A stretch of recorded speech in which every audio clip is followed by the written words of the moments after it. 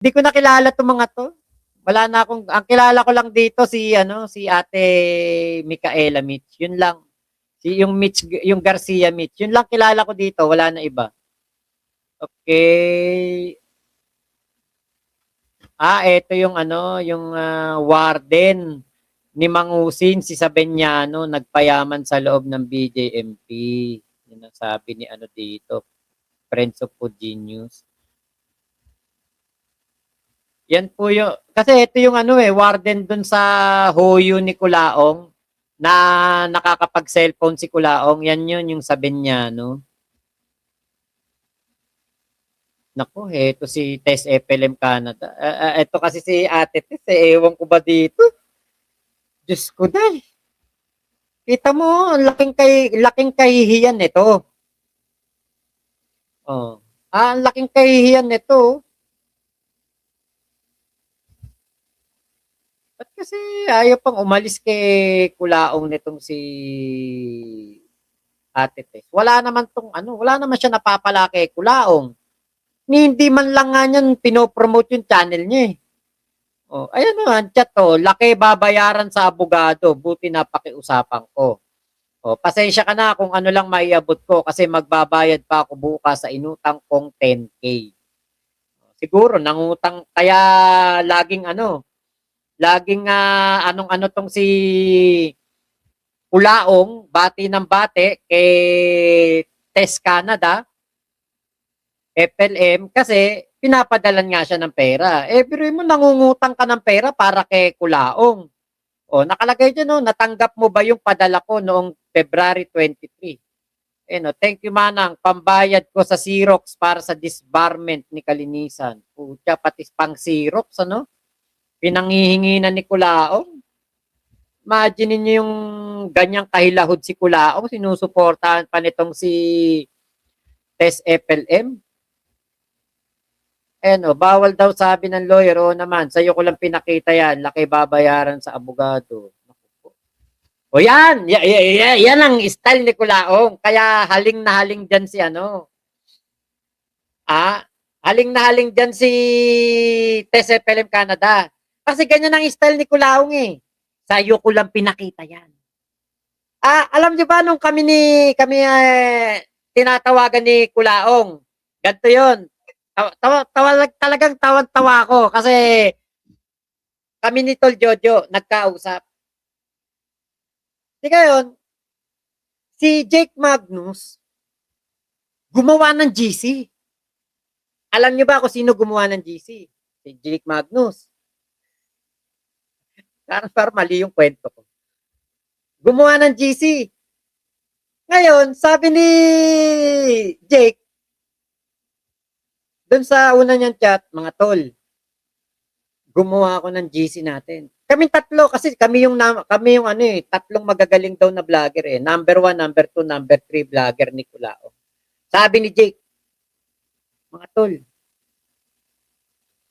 chinat ako ni ni FLM. Sabi ko, ha? Chinat ka? Nasa kulungan nyo na. Kasi sabi nga ni FLM sa akin, ikaw lang ang tinawagan ko. Ikaw lang ang kinontak kong vlogger. Wala nang iba. Kaya, di ba nandito yon yung ano dito, yung video, yung tinawagan niya ako. Sabi niya, tinawagan kita para malaman mong ako yung kausap mo. Ngayon kay Jake, inano lang niya, chinat niya lang. Hindi tinawagan. Chinat lang ni Kulaong. Di ngayon si Jake, parang ano siya, parang nagtataka siya o parang nababahala siya sino kaya tong kausap ko, kachat ko kasi nga nagchat nga daw, pinasa ni Jake yung screenshot. Pati sabi ko, ay si FLM nga yan. Ano niya yan? FB niya yan. Ibig sabihin pala merong cellphone si FLM sa loob ng kulungan. Sabi ko, baka nakigamit lang. Sabi ko pang ganun. Ngayon sabi naman ni Tol Jojo, may cellphone talaga. Tinatawagan ako niya, nagkakausap kami. Gulat ako, sabi ko, sabi ni Kulaong sabi ni FLM ako lang ang tinatawagan niya. Parang nagtataka yung dalawa. Nagtataka pa natataka ako doon sa dalawa. Si Jake, chinat. Si Jojo, tinawagan, gabi. Eh sabi ni Kulaong, ako lang tinatawagan niya. Tingnan, sinabi ko na rin. Eh, eto pare ha, sa totoo lang, tinatawagan din ako. Kada madaling araw. Minsan naka-live ako, tatawagan ako niyan. Iaano ko yung live ko. Diyan po nakakakuha ng simpatya, kadala, abuloy, limos si Kulaong sa pagsasabi na ganyan. Ngayon, hulog na hulog si Tess FLM. Yes. Kaya to be. Hulog na hulog, oh. Oh, bawal daw sabi ng lawyer, oo naman, sa'yo ko lang pinakita yan. Laki babayadan sa abogado, buti napakiusapan. Paano? Diba? Ayan o, ang reply o, pasensya ka na kung ano lang may abot. Oo. Pasensya ka na kung ano lang may abot kasi magbabayad pa ako bukas ng inutang kong 10K. Ito ang pang ano ni Kulaong. Yan ang kanyang pang pabulag. Parang iisipin mo napaka-special mo. Kasi ikaw lang ang pinakitaan ni Kulaong ng papeles na yan. Thank you. Ganyan ka tindi si Kulaong. Okay, ito may comment dito. Yung sabi nitong kawawang K-Pal. Ayan na naman yung sinabi ni Makmak Pablo na sa'yo lang pinakita yan, trick ni Mangusin. Viewer ko to. Ayan o. Nasa na? Ay, nawala yung comment.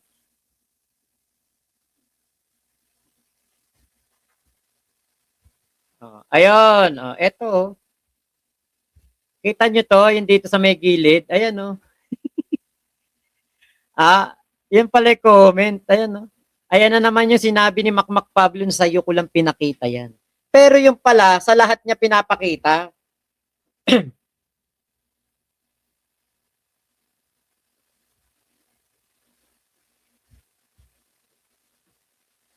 Diba? Yan yung style ni Kulaong. Sa'yo ko lang pinakita yan, pero papakita pala niya sa lahat. Sasabihin pala niya sa lahat. Ganyang katindi yan si Kulaong mang manipula ng kalooban. Sabi ni Food Genius, nabayaran na kaya ni TSFLM Canada utang niya. Norman Mangusi, hindi ka na naawa, nangungutang yung mga OFW para lang padala sa'yo sa hinihingi mo na pang gasolina. Pero mo, pati nga pang Xerox, magkano lang pang Xerox? 2, 3, 4, 5. Diyos ko, panghihingi mo pa. Sus Mariosa. Aabot ba na 1,000 papeles yun? Kahit nga sabi mo 1,000 papeles yun. Kung kailangan mo ipa-Xerox, 5,000. O pa-print, 5,000 mo, papaprint mong papel, 5,000. Wala kang pera, 5,000. Mariosep. Tapos ito pa, ito ang sinasabi nilang mayamang galaw ni Norman Mangusin sa mga chat, makikita ang realidad. Pati $25 na pangkain, wala. $25, magkano $25? Pagpalagyan ng 1.5. Samantalang maraming OFW na ginagamit ang emosyon, ang hinihingian at pinapaniwala. Tanong ng marami, saan napupunta ang perang galing sa mga OFW? Ayun, wala nang pangkain, Manang. Sorry, Ading, 20 ang meron. Manang, nasa ombudsman pa ako, kanila ng kailangan ng pampaserox ko. Ito yun, yung bobo kasi mag-type tong si Kulaong typo error. Ayan nasa ombudsman pa ako, kailangan ng pampaserox ko. Ang sabi, ang reply dito, ada $25 na bati, Kenya. Ang reply ni Kulaong, pwede na. $25, pagpalagay mo na lang na 1.5. Ibig sabihin, walang 1.5 si Kulaong.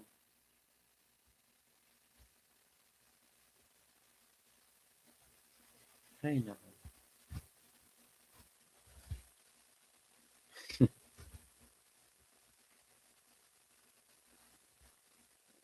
Hindi ko po birthday ah. Na ano ko lang ba, napagtripan ko lang suot yung mga luma akong damit. Eto sombrero na to, di ko rin na nasusuot. Di ba? Yan si Kulaong. Ganyang kagaling yan mambudol ng ano ng kalooban sa kanang pera sa mga kababayan natin. Kawawa, no? O baka pati pang sirok hihingin pa. Ayun nga, hinihingi nga. O, Kyrie Justin, sa'yo ko lang sasabihin. O, Kuya Elmer, ang lupit talaga ni FG. Pati ang personal chat ni Kulaong nakukuha pa. Yun, oo. Diba? Galing talaga. Baka naka-tap-tap send din gamit niyan. Sabi nga ni Bungo eh. Oh, grabe pagka humaling ni Tekla, pinangutang pa para lang may mailimos kay Kulaong. Yun, anak ng teteng, ano, biruin mo ha, mangungutang ka para kay Kulaong. Alam nyo ba si Macber, yung kaibigan namin, kasama rin namin sa 14 Vloggers yun. Tinawagan siya ni Kulaong. Magkausap kami sa telepono ni Macber sa messenger niyang isa. Dalawa kasi ang kanyang messenger. Di magkausap kami dun sa isa. Maya-maya, sabi ni Macber, "Uy, pare, tumatawag si FLM sa isa kong messenger." Sabi ni Macber, "Sasagutin ko ba?" Sabi ko, sagutin mo. Huwag ka maingay dyan ha. Tahimik ka lang dyan. Huwag ka magsasalita. Papadinig ko sa yung usapan namin. Padi ako naman, nandun lang, nakikinig lang ako. Nakamusta si Macber, kung ano-ano mga sinasabi, nag-a-update sa humanitarian. Maya-maya, heto na, bumanat na si Kulaong. Macber, meron ka ba dyang extra na pera? Pahiram mo muna sa akin. Kahit na tubuan ko, babayaran ko din. Basta sinabi, nangangako na magbabayad. Sabi ni Macber, "Naku boss, wala po akong ganyang kalaking pera. Nang nanay ko po kasi pinapadalan ko po yun kada sahod ko at may sakit." Sabi ganun ni Macber. May sakit yata, may pinapagawa sa bahay. Parang ganun yung sinabi ni Macber. Di nga sabi ni Kulaong, baka meron ka diyan mauutangan. Kahit ano lang, kahit $5,000 lang. Babayaran ko, pati tubo. Sabing ganun. Kahit tubuan natin, ako ang bahala, babayaran ko. Talagang ginanon si Macber. Dinig na dinig ko yun. Sabi ni Macber, sige boss, magtatanong-tanong ako kasi mahirap din mag-ano rito eh. Manghiram kasi mga Pilipino, hindi naman ganun basta-basta nagpapahiram. Sabi ganun. Sige, try mo lang. Sabihan mo ako pag meron na. Pag meron ka, may bonus. Pagbalik ko, dadagdagan ko yan. Sabi, bibigyan ko pa ng parang interest. Babayaran ko yung interest dun sa utang. Bibigyan pa kita ng bonus. Sabi pang ganun ni Kulaong. Di nagbabay na. Binaba na ni Macbeth. Tapos sabi sa akin, "Lah, si boss, parang kailangan ng pera." Tapos narinig ko pa daw, sinabi ni Kulaong, malapit na siyang lumaya. Kailangan na lang daw mabayaran yung isang, meron babayaran. Nasa $5,000 ang kailangan. Ano talaga si Kulaong? Talagang tinatawagan niya isa-isa. Kung ano yung ginagawa ni Kulaong noong nakakulong, noong panahon ng pandemya, hanggang makalaya, ganun pa din ang ginagawa ni Kulaong hanggang ngayon. Online limos, online paawa, online hingi. Ito hindi na may kakailan ni Kulaong to na hindi totoo to. Kaya ang tindi no? Kita mo, talagang etong mga tao na ito, makakaramdam ng hiya to.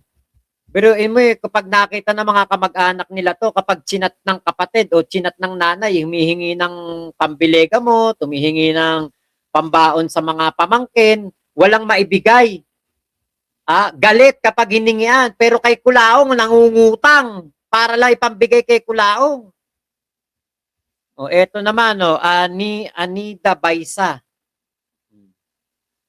Naku po, malaki to, 495.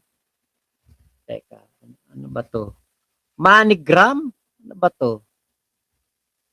Transaction details. Hindi natin makita kung ano, eh, 'no? Pangkaraniwan yung mga ganitong email ano yan, eh, MoneyGram o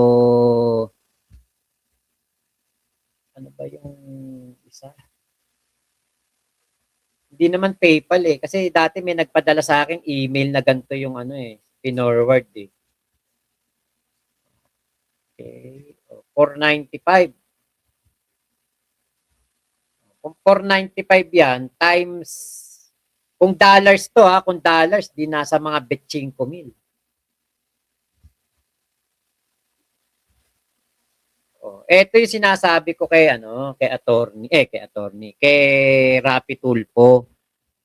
Hindi nila inaaksyonan si Kulaong. Bagkus pinagtanggol pa,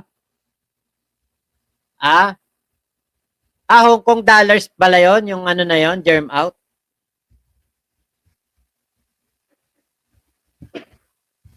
Kasi HKD yung nakalagay. Oo, Hong Kong dollars nga, ano. Hindi ko nakita yung dito sa may gilid, Hong Kong dollars nga.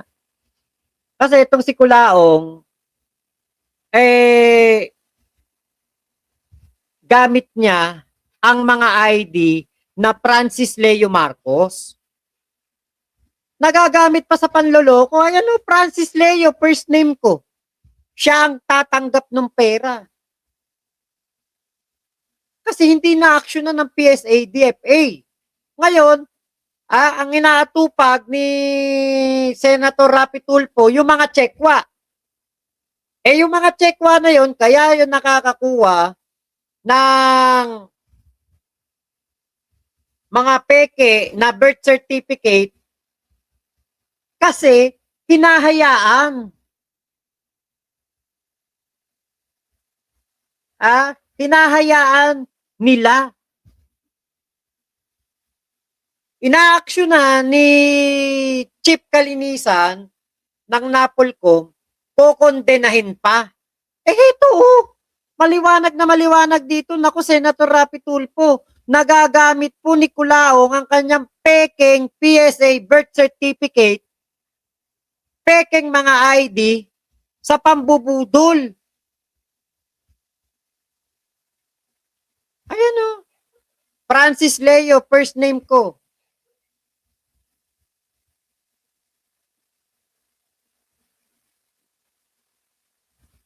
Nagagamit po sa pambubutol eh.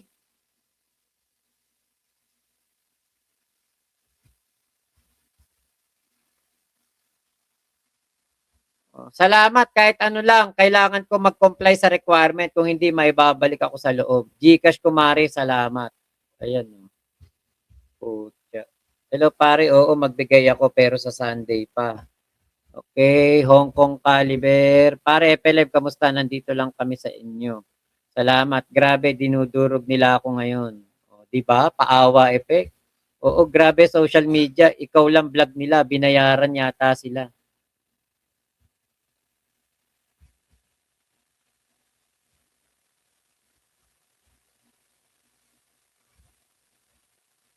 Limos around the world ang modus ni Norman Mangusin. Isa-isa niyang dinidm ang mga OFW supporter at sasabing huwag ipaalam sa iba. Manghihingi ng pera para raw sa gasolina, pagkain, abogado at kung ano-ano pa. Pare-pareho ang ikot ng kwento. Gaya ng ginawa niya kina Tess, Odette, Michelle at iba pa. Ngayon naman, Hong Kong OFW ang target. Senator Rapi, kita mo kasi hindi nyo pinapansin si Kulaong. Hindi nyo tinatapik sa Senado. Ang pinag-aaksayan nyo ng panahon, yung mga tsekwa na nakakuha ng PSA. Ito, maliwanag na maliwanag dito, ginagamit ni Kulaong yung pangalan niyang peke na Francis Leo Marcos para makapambudol. Ayan, 495 Hong Kong dollars. Nasa 7K daw yan.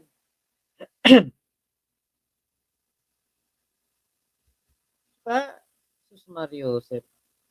Kung ito po, ang tatalakayin ninyo, pitpitin nyo bayag nitong si Kulaong, baka mapaamin nyo kung sino ang sindikato ng pekeng PSA birth certificate doon sa PSA, baka mapaamin ninyo, matatanggal sa trabaho yon, di ba? Pwede ninyong ipahuli, pakulong, kasuhan ninyo, di maihinto yung mga peking birth certificate na yan.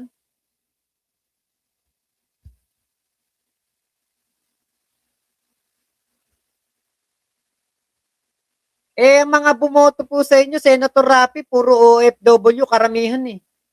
Idol na idol po kayo ng mga OFW. Diba? Idol na idol kayo ng mga OFW. OFW ang winawalang hiya ni Kulaong, ang inuutangan, ang hinihingan ng pera, utang na walang bayad. Sana ito po naman ang inyong masilip, ang inyong kahit papaano matignan ninyo. Hindi yung pagtatanggol nyo pa po sa ginawang pag-present sa media nitong si Chief Kalinisan. Ito po ang dahilan nun, for awareness, para hindi na po mabudol yung mga kababayan natin, para hindi na po magpadala ang mga nabubudol.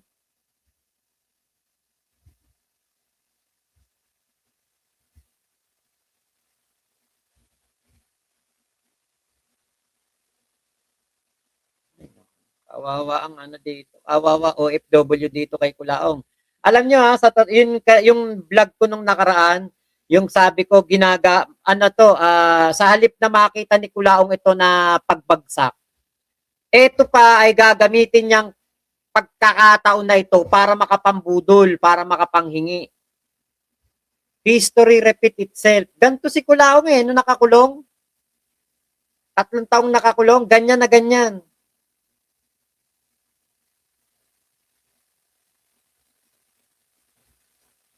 Eto pa ayan pa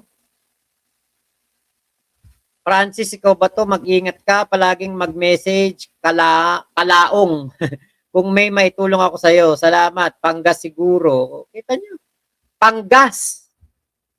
Kamusta na? Wala na ba isa mong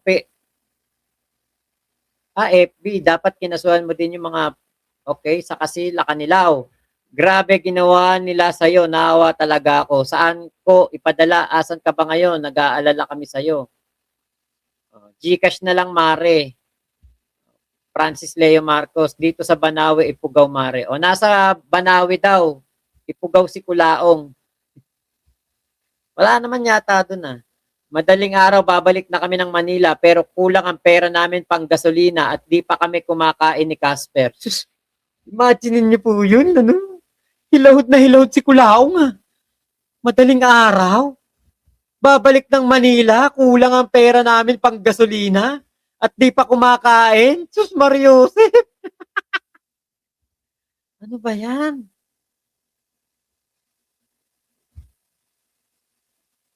Ganyan nakahilahod si Kulaong Kami nabudol niya ang damdamin, naniniwala kami sa kabutihan niya, pero pera ni Cinco hindi kami nagbigay sa kanya. Kung noon, todo suporta kami, ngayon todo ba siya sa amin?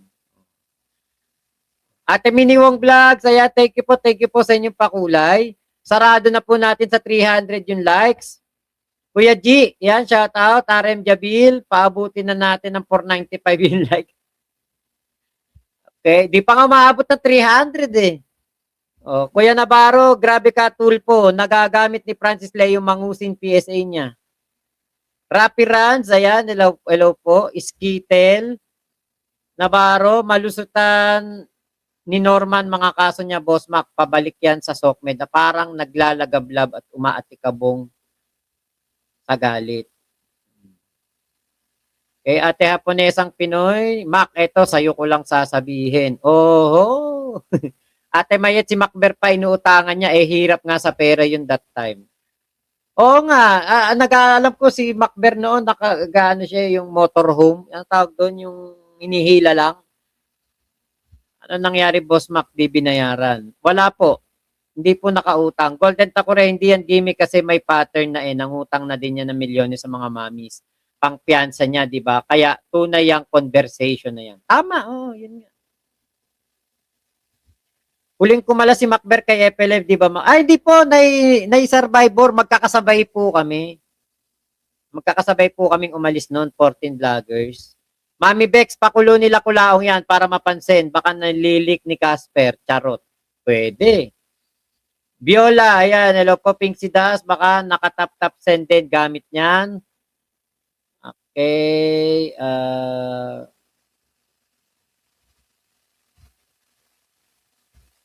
Kuya Jaime, si Kulaong parang politiko. Oo, nakatulong man pandemic pero kurakot na tao. Kasi ganito magbibigay ng 50 sako bigas pero ang news ay publicity ay 5,000 na sako. Putya si Kulaong ay parang daburaot, ba't ba kayo nagagalit kay Norman? Wala naman siyang ginagawang maganda o kaya ginagawang mabuti. Di ba nakakulong si Kulaong? Hindi pa po, nakalaya po, nakapagpiyansa. Buti na screenshot mo yan, iho, katibayan ng kalukohan niya. Ay, hindi po, kay Food Genius po to, Nay.